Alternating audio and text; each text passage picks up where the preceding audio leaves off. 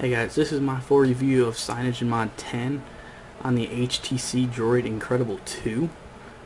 Let's jump right into settings, go to About Phone and show you guys. We are running on Android version 4.1.2, and as you can see we have the Arrow kernel, and we have a whole bunch of other builds and stuff like that. So if we go up, actually the first thing you notice above the About Phone is the CPU, so we can overclock this phone. We can go all the way up to 1.9 gigahertz or 1900 megahertz. I'm going to put it at 1.5 gigahertz because that seems pretty safe. So let's go back. Project Butter, you can definitely tell it's just smoother than Sense.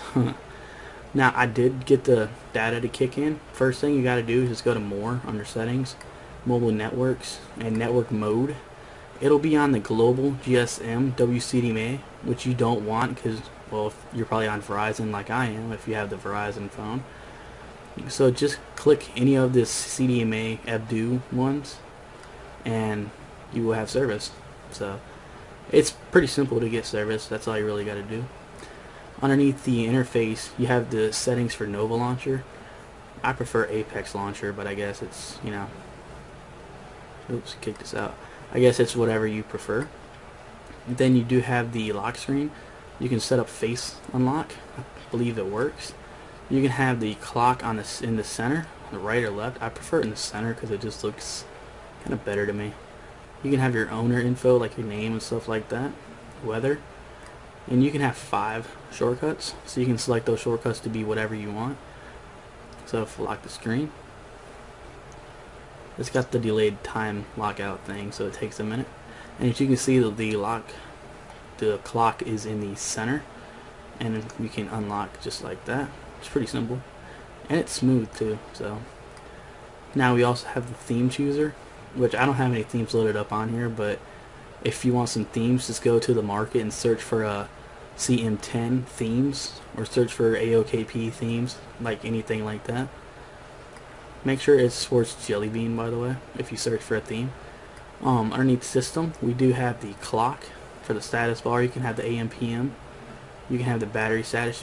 The only ones that are in here is the percentage, which I believe the percentage takes up a little bit of space, so I'm just going to leave it as icon. You can have the brightness control where you press and hold and then slide your finger. Notification count, stuff like that. This is where you can choose your widgets, which is always handy to have your custom widgets. And also you can change settings for custom widgets, like the flashlight. You see it's that one right there. So I put that on the high. For sound mode, I don't have the sound toggle. Oh wait, I do. Sorry. For the sound, we can choose the modes that show up. So I'm going to choose vibrate and sound and vibrate. So now when you hit that, it'll either be on vibrate or sound with vibrate. Let's go back. Actually, brightness mode. That's if you have the brightness control, well, the brightness toggle up there, which I don't, so I'm going to go back. And of course, we have our other settings in here. Like we can close our drawer, like the notification shade on change, and also you can have haptic feedback, and we can change the order. So let's go back. Of course, you can have your wallpaper, power menu. Power menu is when you press and hold on the power button. And of course you have your custom power menu. I'm going to take off profile switcher because I never use it. This is kind of cool. You can change what the buttons on the bottom do. So you can enable custom actions, and you can choose what long pressing the home key does, what menu key does, what long pressing menu key. Like you can do this for all the buttons on the bottom except for the home button. But you can change the long press on home. And also you can show the little 3-dot menu on screen, which I don't know why you would want to do that, but if you want to waste space for that, go ahead, I guess. If we go into sounds, we can have the volume panel as expanded. So if we hit volume up, you see it's expanded, which I think is pretty cool.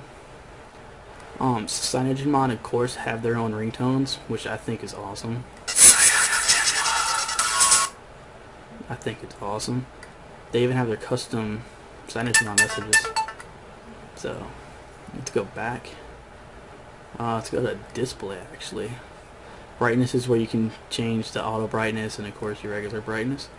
You can rotate the screen. This does pop up every now and then. Just hit OK and it'll go away. It's just letting you know that the Android phone has force closed, which, I mean, it's just a minor bug. But as you can see, you can have your phone upside down. It doesn't really show up that much, but you know, it does get kind of annoying. But you let's do focus, and you can kind of, you know, get used to it. And also, you can have the lock screen rotate, which I'm not going to choose. It gets kind of annoying. Then you have storage, battery, apps, profiles as a CyanogenMod thing, and of course adding all of your accounts and stuff like that. So if we hit home, let me show you guys opening up the apps. So if you go to there, you can see how fast these open up, which I think is pretty awesome.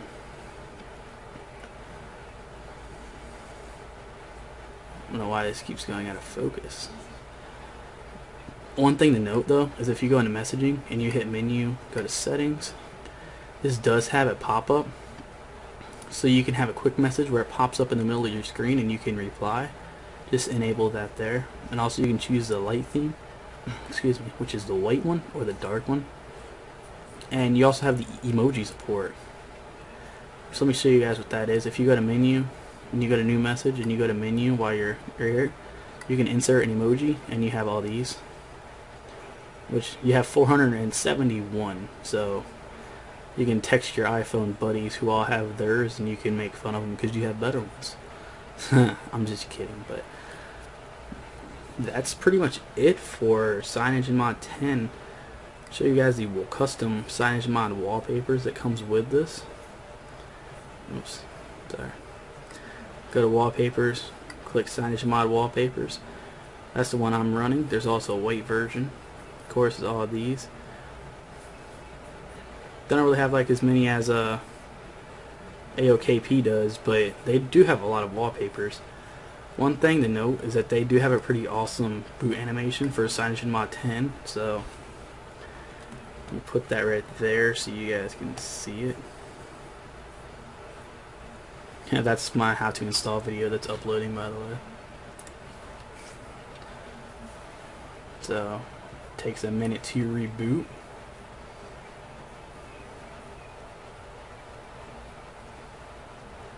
And it's turning on now. Sorry, zoom in a little bit so you can see a little bit better.